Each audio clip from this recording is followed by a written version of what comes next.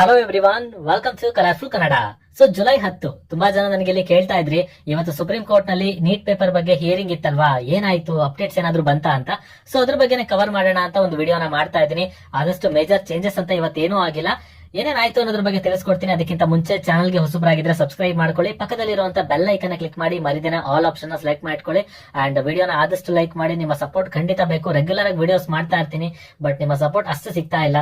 ಆದಷ್ಟು ಲೈಕ್ ಮಾಡಿ ವಿಡಿಯೋನ. ನೀವು ಲೈಕ್ ಮಾಡೋದ್ರಿಂದ ಮತ್ತೊಬ್ಬ ವಿದ್ಯಾರ್ಥಿಗೆ ರೆಕಮೆಂಡೇಶನ್ ಅಲ್ಲಿ ವಿಡಿಯೋ ತಲುಪತ್ತೆ. ಅಂಡ್ ಅವನಿಗೆ ಇದರಿಂದ ಯೂಸ್ಫುಲ್ ಅನ್ಸಿದ್ರೆ ನಾನ್ ಟೈಮ್ ಕೊಟ್ಟು ವಿಡಿಯೋ ಮಾಡ್ತಿರೋದಕ್ಕೂ ಒಂದು ಬೆಲೆ ಸಿಕ್ಕಾಗುತ್ತೆ. ಸೊ ನಿಮ್ಮ ಸಪೋರ್ಟ್ ಅಂತೂ ಖಂಡಿತ ಬೇಕು. ಲೈಕ್ ಕೊಟ್ಟು ಕಂಟಿನ್ಯೂ ಮಾಡಿ. ಅಂಡ್ ನಿಮ್ದೇನೋ ಡೌಟ್ಸ್ ಇದ್ರು ಕೂಡ ಕಮೆಂಟ್ ಸೆಕ್ಷನ್ ಅಲ್ಲಿ ಕಮೆಂಟ್ ಮಾಡಿ. ಆದಷ್ಟು ಅಲ್ಲೇ ಲೆಜಿಬಲ್ ಡೌಟ್ಸ್ಗೆ ಅಲ್ಲೇ ನಾನು ರಿಪ್ಲೈ ಮಾಡುವಂತ ಪ್ರಯತ್ನ ಮಾಡ್ತೀನಿ.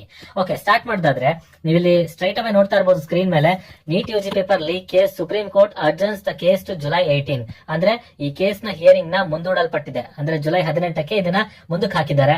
ಸೊ ಜುಲೈ 18 ಫೈನಲ್ ಹಿಯರಿಂಗ್ ಆಗಬಹುದಾ ಅಥವಾ ಆಗಲ್ವಾ ಅದಂತೂ ಹೇಳೋದ್ ಕಷ್ಟ ಇದೆ. ಬಟ್ ಜುಲೈ 18ಕ್ಕೆ ಮೇಜರ್ ಅಂತೂ ಏನಾದ್ರೂ ಅಪ್ಡೇಟ್ ಇದ್ರೆ ಅದು ಬಂದೇ ಬರುತ್ತೆ. ಸದ್ಯಕ್ಕೆ ಇವತ್ತು ಜುಲೈ 10 ಇವತ್ತು ನಡಿಬೇಕಾಗಿತ್ತು, ಬಟ್ ಜುಲೈ 18ಕ್ಕೆ ಪೋಸ್ಟ್ಪೋನ್ ಮಾಡಿದ್ದಾರೆ. ರೀಸನ್ ಇಷ್ಟೇನೆ, ಸೆಂಟರ್ ಇಂದ ಕೆಲವೊಂದು ಅಫಿಡವಿಟ್ಗಳು ರಿಸೀವ್ ಆಗ್ಲಿಲ್ಲ, ಹಾಗಾಗಿ ಇದನ್ನ ಮುಂದೂಡಲ್ಪಟ್ಟಿದೆ. ಸೊ ಇನ್ನ ನೆಕ್ಸ್ಟ್ ನೋಡೋದಾದ್ರೆ ಜುಲೈ 15ಕ್ಕೆ ಆಕ್ಚುಲ್ ಆಗಿ ನೋಡೋದಾದ್ರೆ ಜುಲೈ 15ಕ್ಕೆ ಈ ಒಂದು ಕೇಸ್ ನ ವಿಚಾರಣೆ ನಡಿಬೇಕಾಗಿತ್ತು. ಬಟ್ ಜುಲೈ 15ಕ್ಕೆ ನಮ್ಮ chief justice of India DY Chandrachud ಅವರು ಇರೋದಿಲ್ಲ. ಆ ಕಾರಣಕ್ಕಾಗಿ ಇದನ್ನ ಜುಲೈ 18ಕ್ಕೆ ಮುಂದಕ್ಕೆ ಹಾಕಿದ್ದಾರೆ. ಸೊ ಇಷ್ಟೇ ಅಪ್ಡೇಟ್ ಇರುವಂತದ್ದು. ಮತ್ತೆ CBI ಅವರು ಕೂಡ ತಮ್ಮ ಇನ್ವೆಸ್ಟಿಗೇಷನ್ ರಿಪೋರ್ಟ್ ಅನ್ನ ಕೊಟ್ಟಿದ್ದಾರೆ. ತುಂಬಾ ಕಡೆ ಆಗ್ತಾ ಇದೆ ಇದೇ ರೀತಿಯಲ್ಲಿ. ಅಂಡ್ ಬಿಹಾರಿಂದ ಅಲ್ಲಿ ಪೊಲೀಸ್ ನವರು ಏನ್ ಇನ್ವೆಸ್ಟಿಗೇಟ್ ಮಾಡಿದ್ರಲ್ವಾ ನೀಟ್ ಪೇಪರ್ ಲೀಕ್ ಬಗ್ಗೆ, ಅವರು ಕೂಡ ತಮ್ಮ ರಿಪೋರ್ಟ್ಸ್ ಗಳನ್ನ ಸಬ್ಮಿಟ್ ಮಾಡೋದ್ರಲ್ಲಿದ್ದಾರೆ. ಹಾಗೆ ಇನ್ನು ಸಾಕಷ್ಟು ಕಡೆ ಗುಜರಾತ್ ಅಲ್ಲಿ ಮತ್ತೆ ಮಹಾರಾಷ್ಟ್ರದಲ್ಲಿ ಏನೇನಾಗಿದೆ ಎಲ್ಲರೂ ಸಬ್ಮಿಟ್ ಮಾಡ್ತಾರೆ.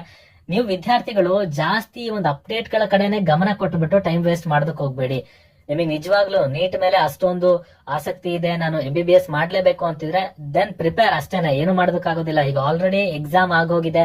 ಇನ್ನ ಎಲ್ಲರಿಗೂ ಇಡೀ 23 ಲಕ್ಷ ಜನ ವಿದ್ಯಾರ್ಥಿಗೆ ರೀನೀಟ್ ಮಾಡೇ ಮಾಡ್ತಾರೆ ಅನ್ನೋ ಯಾವುದೇ ಒಂದು ನಂಬಿಕೆಲ್ಲೂ ಕೂರೋದು ಅದು ದಟ್ಸ್ ಯೂಸ್ಲೆಸ್. ನಿಮಗೆ ಏನಾದ್ರೂ ಪ್ರಿಪೇರ್ ಆಗ್ಲೇಬೇಕು ಅಂತಿದ್ರೆ ಪ್ರಿಪೇರ್ ಆಗ್ತಾ ಹೋಗಿ. ಇವಾಗ್ಲೇನೆ MBBS ಬೇಕು ಅಂತಿದ್ರೆ ಖಂಡಿತವಾಗ್ಲೂ ಇವಾಗಿಂದಾನೆ ಪ್ರಿಪರೇಷನ್ ಶುರು ಮಾಡ್ಕೊಳ್ಳಿ. 2025 ಅದಕ್ಕಾದ್ರೂ ಪ್ರಿಪೇರ್ ಆಗ್ಬೋದಾ?